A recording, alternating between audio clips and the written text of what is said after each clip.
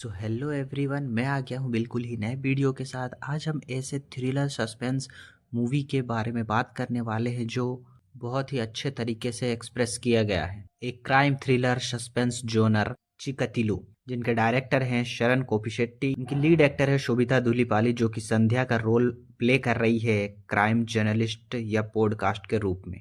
चिकतिलो एक dark, disturbing और psychological crime film है जो वीक हार्टेड लोगों के लिए बिल्कुल नहीं है। अगर आपको ट्रू क्राइम, क्रिमिनल साइकोलॉजी और स्लो बर्न थ्रिलर पसंद है, तब ये फिल्म आपके टेस्ट की हो सकती है। मूवी का पूरा फोकस सिर्फ मर्डर पर नहीं है, बल्कि किलर के दिमाग के अंदर क्या चल रहा होता है उस पर ज्यादा क्या है। चिकतिलो एक ऐसे इंसान के रूप में दिखाया गया है जो बाहर से नॉर्मल लगता है, लेकिन अंदर से कम्प्लीटली ब्रोकन और डेंजरियस है। कैसे वो सोसाइटी के बीच रहकर भी एक मॉन्स्टर बना रहा, और कैसे सिस्टम की फेलियर्स की वजह से वो लंबे टाइम तक पकड़ा नहीं जा सका। ये टिपिकल मसाला थ्रिलर नहीं है, ये एक साइकोलॉजिकल डिस्कम्फर्ट क्रिएट करती है। वहीं एक्टिंग की बात करें तो जो मेन लीड एक्टर है, उन्होंने काफ़ी कन्विंसिंगली प्ले किया है अपने रोल को। तो चलिए इस पूरी मूवी को देखते हैं। और आपने अभी तक ये मूवी नहीं देखी है तो मैं आपको ये पूरी मूवी एक्सप्लेन करने वाला हूँ। तो आप अपने काउच में बैठ जाइए और आराम से इंजॉय कीजिए। तो चलिए शुरू करते हैं horror thriller suspense Chikatilo movie review with one and only CS Cinepic पे।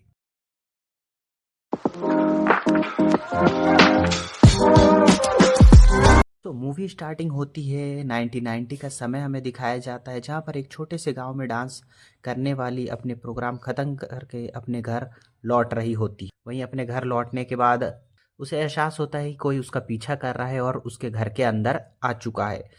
और वो जैसे ही अचानक मुड़ती है तो उसे वो अनजान आदमी दिखता है और वो आकर उस पर हमला कर देता है और उसका शोषण करके तुरंत उसे जान से मार डालता है। उसके बाद वहाँ से भाग निकलता है। अगली सुबह उसकी डांस ग्रुप की जो पार्टनर रहती है रानी को पता चलता है कि उसकी दोस्त लच्छी मर चुकी है, और वो तुरंत पुलिस स्टेशन जाकर कंप्लेंट करने की कोशिश करती है। लेकिन वहाँ पर पुलिस वाले उससे बोलते हैं कि तुम लोग नाचने वाले हो और तुम लोग पैसे लेकर कुछ भी करते हो, इसलिए वो लोग इस पर केस नहीं बनाने वाले। अब इससे रानी को लगता है कि उसे जस्टिस नहीं मिल रहा है और वो दुखी होकर वहाँ से चली जाती है। उसके बाद कहानी प्रेजेंट में हमें दिखाया जाता है, जहाँ हमें संध्या नाम की लेडी दिखाई जाती है, जो कि एक टीवी चैनल में न्यूज़ बताने वाली रिपोर्टर होती है। लेकिन चैनल वाले टीआरपी के लिए उसे न्यूज़ में मसाला डालकर दिखाया करते थे, लेकिन संध्या को बिल्कुल भी ये पसंद नहीं था, क्योंकि वह एक ईमानदार रिपोर्टर होती है। इसलिए वो अपनी जॉब छोड़ देती है और अपने दोस्त बॉबी के साथ वो पॉडकास्ट स्टार्ट करने का प्लान करती है। उसके बाद संध्या कहती है कि कल सगाई है उसकी, तो रिंग्स ले आना। अब अगली सुबह संध्या एंगेजमेंट के लिए रेडी हो जाती है, इसलिए संध्या अपनी इयररिंग्स पहनकर अपने बॉयफ्रेंड अमर के घर एंगेजमेंट के लिए चली जाती है। एंगेजमेंट के बाद संध्या जब अपनी फैमिली के साथ वापस जा रही होती है, तब उसे एक ब्रेकिंग न्यूज़ मिलती है। उसे पता चलता है कि जिस बॉबी को वो अपनी छोटी बहन मानती थी, और संध्या ये बात सुनकर तुरंत बॉबी के फ्लैट में चली जाती है। वो देखती है कि वहाँ पर बॉबी और उसके बॉयफ्रेंड की लाश पड़ी हुई है। बॉबी की बॉडी पर चमेली के फूल रखे होते हैं और उसके बॉयफ्रेंड के बॉडी पर साड़ी से बांधकर उसे मार दिया होता है। जब पुलिस वहां पर आकर इन्वेस्टिगेट करती तो उन्हें कोई भी क्लू नहीं मिलता है। इस केस को लेकर पुलिस पे बहुत ज़्यादा प्रेशर आने लगता है, इसलिए स्पेशल ऑफिसर राजीव और उसके असिस्टेंट इरफान को इस केस की इंक्वायरी के लिए अपॉइंट किया जाता है। इधर संध्या अपना पॉडकास्ट स्टार्ट करती है, पर पुलिस को बताए बिना बॉबी के फ्लैट में जाकर सारे क्लू ढूंढने की कोशिश करती है और किस तरह से मर्डर कैसे हुआ होगा इसका कैलकुलेशन करने लगती। बॉबी के मरने के बाद उसकी रिंग और चेन मिसिंग हो गई थी, और ये पॉडकास्ट राजीव और इरफान दोनों सुन रहे होते हैं। बाद में संध्या डायरेक्ट राजीव से मिलकर पूछती कि सर, मर्डर स्पॉट में कुछ क्लूज मिले या नहीं। तो राजीव कहता है कि हमें वहाँ कीचड़ में एक फुटप्रिंट मिला था। अब ये सुनने के बाद संध्या को एक बात याद आती है कि जब वो इंगेजमेंट के लिए जा रही थी, तब उस बिल्डिंग के वॉचमैन अपने पैर धो रहा था। उसे शक होता है कि शायद ये वॉचमैन जुगल ने किया होगा। अब राजीव अपनी टीम के साथ जुगल को ढूंढता है, और जुगल मर्डर के बाद अपने घर पर भी नहीं गया होता है। अब राजीव अपनी टीम के साथ जुगल को ढूंढता है, लेकिन बहुत मुश्किल से पुलिस से ढूंढ नहीं पाती, लेकिन अंत में उसे पकड़ लेती है। जुगल कहता है कि उसने किसी को नहीं मारा, पर पुलिस को उसकी बात सच भी लगती है। इसलिए सीनियर ऑफिसर उन्हें बोलते हैं कि अगर इस केस में कोई सस्पेक्ट नहीं हो तो इस केस को क्लोज कर दो। अगली सुबह जब संध्या राजीव से बात कर रही होती, तब जुगल की वाइफ और उसके बच्चे वहाँ पर आ जाते और जुगल की वाइफ रोते हुए कहती कि मेरे हस्बैंड ने कोई मर्डर नहीं किया है, बल्कि वो गरीब है और वो ऐसे काम बिल्कुल नहीं करते। अब लोग सोच रहे होते हैं कि ये केस क्लोज हो गया। तब रात को संध्या को एक अननोन कॉल आता है और कॉलर कहता है कि तुम पॉडकास्ट में टेक्नोलॉजी यूज़ करके बॉबी के मर्डर पर अच्छा स्टोरी सुनाती हो, लेकिन अभी तक तुम मुझे पकड़ नहीं पाई हो। वह कहता है कि आज रात अंधेरे में दोबारा मर्डर होने वाला है और अगर हो सके तो मेरा नाम बाहर लाओ। ये कहकर वो फ़ोन को काट देता है और संध्या तुरंत ये बात राजीव को बताती है। राजीव और इरफान कॉल को ट्रेस करते हैं और जब वहाँ पर जाकर देखते तो वो एक बुढ़िया औरत होती है। दरअसल किलर ने उस बुढ़िया का फ़ोन यूज़ किया था और उसके नंबर से कॉल किया था।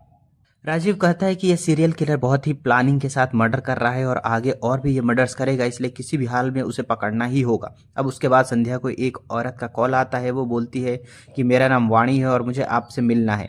संध्या अपने बॉयफ्रेंड अमर के साथ उससे मिलने के लिए जाती है और वाणी से बताती है कि उसकी शादी हो चुकी है और उसका एक छोटा बेटा भी है। वो कहती है कि मेरा बेटा बहुत छोटा है। वो बताती कि एक दिन वो व्रत कर रही थी और अपने हस्बैंड के ठीक होने की पूजा कर रही थी और जब वो बाहर आई तब फेस मास्क पहना हुआ एक आदमी उसके घर के अंदर आ गया और उस आदमी ने उसे बर्बरता कर दिया। उसने उसे चमेली के फूल पहना दिए और उसने उसे मारने की भी कोशिश करी थी। तभी उसका बेटा जोर जोर से रोने लगा, जिसकी वजह से कोई वहाँ पर आ गया, इसलिए वो कातिल डर गया और वहाँ से भाग निकला। ये बात सुनकर संध्या पूछती है कि फिर आपने ये बात पुलिस को क्यों नहीं बताई। वो बताती है कि जब मैंने ये बात अपने हस्बैंड को बताई तो वो उस पर गुस्सा हो गया और उसे घर से ही निकाल दिया और उसे लगा कि उसका हस्बैंड जब उसकी बात नहीं मान रहा तो पुलिस क्यों मानेगी, इसलिए वो पुलिस के पास नहीं गई। उसके बाद वो उससे अपने बेटे वस्तु को दिखाती है और वो कहती है कि अब मैं सिर्फ अपने बेटे के लिए ही जिंदा हूँ। अब पुलिस को पता चलता है कि उस एरिया में कई सारे ऐसे केसेस हुए थे, लेकिन पुलिस को इस बारे में कुछ भी पहले से नहीं पता था। इसके बाद संध्या तुरंत राजीव को फ़ोन करती है और 20 साल से गोदावरी एरिया में जो शोषण के केसेस हो रहे थे वो उनकी फाइल डिटेल्स मंगाती है और राजीव ये सुनकर उसे वो डिटेल्स देने के लिए तैयार हो जाता है। अगली सुबह राजीव अपनी जान पहचान के सोर्सेस के थ्रू वो सारी डिटेल संध्या को भेज देता है और उन फाइल्स को पढ़ते हुए संध्या पिछले सालों और जब संध्या उन फाइलों को पढ़ती है तो वो हैरान हो जाते कि और जिन लड़कियों के साथ शोषण हुआ था वह उनके घर जाकर इंक्वायरी करने लगती है। अब लास्ट में ये ललिता नाम की एक लेडी के पास पहुंचती है और उससे वो बात करती है, कोशिश करती है, लेकिन ललिता इस इंसिडेंट के बारे में संध्या से बात नहीं करना चाहती। संध्या जब वहाँ से जाने लगती है तो ललिता का मामा चक्रवर्ती उसके पास आता है और वो कहता है कि मैं ललिता ने मुझे फ़ोन करके सब कुछ बता दिया है, इसलिए उसे ये सब चीज़ें वापस से याद मत दिलाओ क्योंकि पुरानी बातों से उसको चोट पहुंचेगी। संध्या जब वापस आती है तो वो सब कुछ समझ जाती है कि तुरंत घर जाकर वो पॉडकास्ट ऑन करती है। वो कहती है कि यह किलर सिर्फ अंधेरे में ही मर्डर्स कर रहा है क्योंकि यह सीरियल किलर एक डरपोक आदमी है।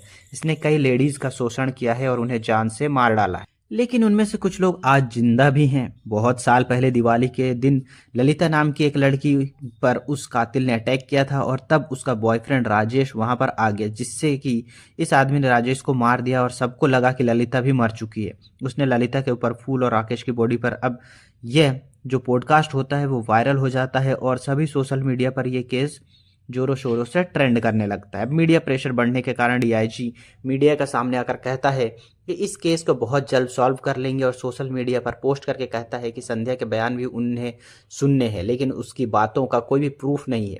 हो सकता है कि वो अभी भी इमेजिनेशन में बात कर रही है। उसके बाद संध्या अगले दिन एक प्रेस मीट अरेंज करती है और सारे रिपोर्टर्स को वहाँ पर बुलाती है और ललिता और बाकी सब लोग सोचते हैं कि पुराने केसेस को फिर से उठाकर हम अपनी ज़िंदगी क्यों बर्बाद करें, और इसलिए संध्या के प्लान में कोई भी शामिल नहीं होता। जब वहाँ पर कोई भी विक्टिम्स नहीं आते तो रिपोर्टर संध्या को डांट कर वहाँ से जाने लगते हैं, लेकिन तभी अचानक वहाँ पर पहली विक्टिम आ जाती है जिसे सबने पहले मारा हुआ समझा था। वो मीडिया के सामने आकर कहती है कि मुझे शोषण करके मुझे मार दिया गया था और वो आदमी वहाँ से जब चला गया तो आखिरी मौके पर रानी मुझे हॉस्पिटल ले गई थी और उसने मुझे बचा लिया था। ये सुनकर रिपोर्टर्स हैरान हो जाते हैं और वो सवाल पूछने लगते हैं कि वो लेडी बताती है कि उस दिन रानी इस बात का कंप्लेन लेने के लिए पुलिस स्टेशन भी गई थी, लेकिन उस वक्त एक ऑफिसर था जिसने उसकी मदद नहीं करी थी और वो आज के टाइम में एक डीआईजी है। दरअसल उस डीआईजी ने गांव के प्रेसिडेंट चिन्ना बाबू को सपोर्ट किया था और रानी को नीचा दिखाकर उसको वहां से भगा दिया था। और सभी लोग हैरान हो जाते हैं और सोचने लगते हैं कि इस पूरे केस में क्या डीआईजी का हाथ है। इसलिए पुलिस डिपार्टमेंट तुरंत डीआईजी को साइडलाइन कर देती है। पर यह केस हैंडल करने के लिए वो स्पेशल ऑफिसर आनंदिता और उसकी टीम को अपॉइंट करती है। उसी रात को जंगल में घूमने आए अश्विन और उसके गर्लफ्रेंड को सीरियल किलर बहुत ही बेरहमी से मार देता है और अश्विन की बॉडी पर वो माला लगाता है और उसकी गर्लफ्रेंड की बॉडी पर वो घुंघरू बांध के वहां से चला जाता है। इसके बाद संध्या नए ऑफिसर नंदिता और उसकी टीम के साथ अनऑफिशियल तरीके से उनके साथ काम करने लगती है और जब डीआईजी वहां से जा रहा होता है तो जाते जाते संध्या को देखकर कहता है कि इस केस में मेरा नाम बाहर आने का रीजन तुम ही हो और मैंने सुना है कि तुम मेरे फ्रेंड के बेटे अमर से शादी कर रही हो। वह उसे ऑल दी बेस्ट कहकर वहां से चला जाता है। उसके बाद वह तुरंत चिन्ना बाबू को फोन करता है और उसे कहता है कि इन्वेस्टिगेशन मेरे तक आ गई है और तुम संभल के रहना क्योंकि ये तुम तक नहीं आनी चाहिए। चिन्ना बाबू कॉन्फिडेंटली तरीके से बोलता है कि अगर मेरे तक यह बात आई तो मैं अपने आप हैंडल कर लूंगा। यह कहकर वो फोन को काट देता है। इधर संध्या, आनंदिता और राजीव इस केस पर काम कर रहे होते हैं और संध्या उन्हें बताती है कि यह जो मर्डर्स है ये 1990 से हो रही है और अब तक उन्हें कोई भी प्रॉपर क्लू नहीं मिला है कि आखिरकार ये कौन कर रहा है, क्योंकि ऐसा हो सकता है कि शायद ये एक बड़ा पढ़ा लिखा आदमी है जो कि बड़ी बारीकी से अपने मर्डर्स करता है और 1990 के टाइम पढ़ाई लिखाई वाले जो लोग थे वो बहुत ही कम थे। इसलिए उन्हें इस एरिया के डॉक्टर्स, प्राइवेट एम्प्लॉय या फिर गवर्नमेंट एम्प्लॉयज़ की डिटेल्स चेक करनी चाहिए। तभी वहीं पर जो 20 विक्टिम्स के डेड बॉडीज़ होती है उनकी पोस्टमार्टम रिपोर्ट आती है और जब पुलिस उसे चेक कर रही होती है तो फॉरेंसिक टीम पुलिस को बताती है कि विक्टिम्स के सैंपल के साथ साथ उन्हें एक थर्ड पर्सन का डीएनए भी वहाँ पर मिला है।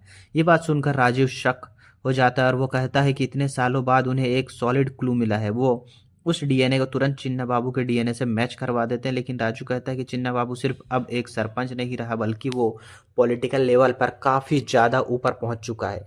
इसलिए अगर वो उसका डीएनए सैंपल मांगेंगे तो वो राजी ही नहीं होगा। अब राजीव और संध्या आनंदिता को बिना बताए बहुत ही सीक्रेट तरीके से चिन्ना बाबू के घर पहुंच जाते हैं।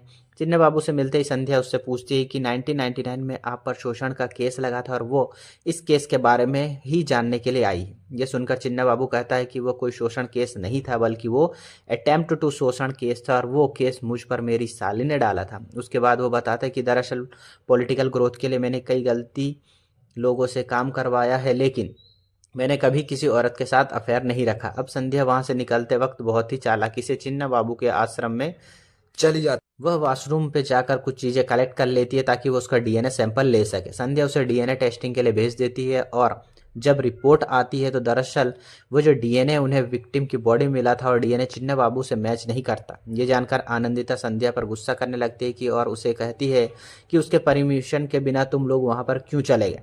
इधर संध्या अपने घर में अकेले बैठ के सोच रही होती है कि लेकिन तभी सीरियल किलर उसके घर के बाहर आ जाता है और उसकी कार पर वहाँ पर एक बम फेंक देता है और उसे संध्या बाहर आकर जब दरवाज़ा खोलती है तो सीरियल किलर तुरंत वहाँ से भाग निकलता है। संध्या उसका पीछा करती है और वो मुश्किल से उसे पकड़ लेते, लेकिन यहाँ पर एक बड़ा ट्विस्ट आता है। दरअसल मास्क पहनने वाला वो आदमी कोई और नहीं बल्कि वो बोसू हो। अब राजीव ये देखकर हैरान हो जाता है कि उससे पूछता है कि ये सब तुम कर रहे थे तो बोसू बोलता है कि मैंने कोई भी मर्डर नहीं किया है। बहुत साल पहले किसी ने मेरी माँ का शोषण किया था और मेरे फादर ने मेरी माँ को समझने के बजाय घर से बाहर निकाल दिया था और हमने वो बात भूलकर अपनी ज़िंदगी शुरू कर दी थी। लेकिन संध्या ने मेरी माँ की कहानी अपने पॉडकास्ट में बताई जिससे कि उसकी माँ की बहुत ही बदनामी हो रही है, इसलिए वो यहाँ पर उन्हें डराने के लिए आया था ताकि वो इन पॉडकास्ट को बंद कर दे। ये सुनकर संध्या कहती कि मेरा जो इंटेंशन था वो विक्टिम्स को बस जस्टिस दिलाना है, लेकिन इस प्रोसेस में बहुत लोगों को प्रॉब्लम हो रही है। अब संध्या डिसाइड करती कि वो इस केस से दूर रहेगी और वो पॉडकास्ट करना ही बंद कर देगी। उसके बाद वो अमर से शादी करती है और खुश रहने लगती है। लेकिन एक दिन अमर की माँ पद्मा बिल्डिंग से नीचे गिर के मर जाती है और सब लोग शॉक हो जाते हैं कि आखिर ये कैसे हो गया। पद्मा के मरने के बाद संध्या अपनी सास पद्मा के रूप में जाती है और वो उसके गिफ्ट्स को देखने लगती है। इधर पुलिस 20 साल में गोदावरी डिस्ट्रिक्ट में काम कर चुके सारे गवर्नमेंट एम्प्लॉयज़ की लिस्ट निकाल और उस मर्डर लोकेशन के हिसाब से वो इंक्वायरी करती है। तभी राजीव को एक पुलिस ऑफिसर का कॉल आता है और वो उससे पूछता है कि क्या उसने हैदराबाद के सीरियल मर्डर केस के बारे में टीवी पर देखा। जब वो देखता है तो उसे पता चलता है कि उस एरिया में भी 2000 के आसपास सेम ऐसे ही मर्डर्स हुए थे और उस केस में कुछ क्लूज भी नहीं मिले थे। वह कहता है कि उस केस के डीएनए रिपोर्टर्स और फील्ड्स मैं आपको भेज रहा हूँ और आप उसे एक बार चेक करिए। इधर संध्या जब अपनी सास में गिफ्ट को ओपन करती है तो उस गिफ्ट में उसे एक ईयरिंग नज़र आती है, जो कि वही ईयरिंग थी जो कि बॉबी ने उसे मरने से पहले दिया था। ये देखकर वो हैरान हो जाती है और राजीव, आनंदिता और संध्या तीनों को ये पता चलता है कि रियल किलर कोई और नहीं बल्कि संध्या का फादर इन लॉ राव है। अब संध्या तुरंत टिफिन लेने के बहाने राव के घर जाती है और बाथरूम में जाकर वो डीएनए सैंपल लेने की कोशिश करती है और राव को तुरंत समझ में आ जाता है कि वो क्या कर रही है। वो संध्या के सामने आता है और उसे कहता है कि क्या तुम मेरे डीएनए के लिए ब्रश ढूंढ रही हो। वो कहता है कि तुम मुझे कभी भी पूरी तरह से एक्सपोज नहीं कर पाओगे। अब यहीं पर हमें पता चलता है कि पद्मा को उसके हस्बैंड राव के बारे में पता चल गया था कि वही कातिल है, इसलिए राव ने उसे बिल्डिंग से नीचे धक्का देकर मार दिया था। उसके बाद वो संध्या को मारने के लिए भी अटैक करता है, लेकिन संध्या तुरंत राव पे भी अटैक कर देती है और इतने में पुलिस वहां पर पहुंच जाती है और राव को पकड़ लेती है। उसके बाद राव जो कुछ भी उसने किया था अब तक वो सब बताना शुरू करता है और यहाँ से स्टोरी पास्ट में जाती है। बचपन में राव अपने मामा के घर ही रहता था और वहीं वो पढ़ाई करता था और उसकी मामी राव का बहुत ही अच्छी तरीके से ख्याल रखती थी। राव की मामी दरअसल सभी लड़कियों को पैरों में घुंघरू बांधना और मुद्राज और भरतनाट्यम सिखाया करती थी। और राव जब अपनी मामी और सभी लड़कियों को देखता था कि वो भरतनाट्यम सीख रही है तब वो सोचता था कि मेरी मामी बहुत अच्छी है और उसको उसकी मामी बहुत ही सुंदर भी लगती थी। लेकिन जैसे ही राव थोड़ा बहुत बड़ा हुआ उसकी मामी बार बार राव के साथ गलत हरकतें करने लगी कोशिश करती थी और राव उसे मना करता रहता था और कहता है कि ये गलत है, लेकिन फिर भी अपने मन में वो सोचता था कि उसकी मामी बहुत अच्छी है। लेकिन एक दिन राव के मामा जब घर पर नहीं होते तब उसकी मामी सीधा राव के पास आती है और उसका शोषण करने की कोशिश करती है। लेकिन तभी उसी वक्त राव के मामा घर पे आ जाते हैं। राव के मामा उसे गलत ना समझे इसलिए उसकी मामी उसके सामने रोने लगती है और उसके सामने एक्टिंग करती है और कहती है कि राव उसका शोषण कर रहा है।